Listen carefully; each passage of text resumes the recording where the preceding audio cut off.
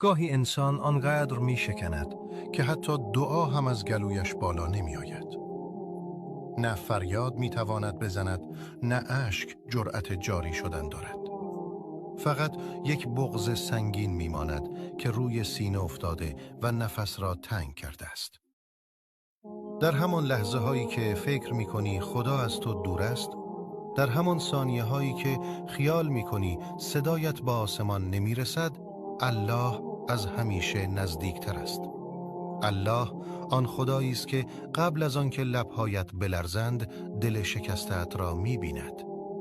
قبل از آن که بگویی خدایا خستم، خستگیت را می شناسد.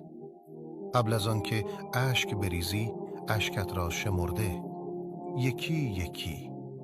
حتی آن اشکی که هرگز نریختی اما دلت را سوزاند. محبت الله شبیه محبت هیچ کس نیست. آدمها وقتی تو زمین میخوری گاهی نگاه میکنند، گاهی قضاوت، گاهی هم میروند. اما الله وقتی زمین میخوری خم میشود، آرام، بی صدا. نه برای سرزنش، فقط برای اینکه دستت را بگیرد و نگذارد بیشتر بشکنی. الله مهربان است، آنقدر که اگر بدانی دلت میلرزد. آنقدر که وقتی شبها دردت را قورت میدهی و به کسی نمیگویی او میشنود. آنقدر که وقتی از خودت ناامید میشوی او هنوز به تو امید دارد. آنقدر که حتی وقتی پشتت به اوست باز هم مراقبت میکند. بغض اینجاست.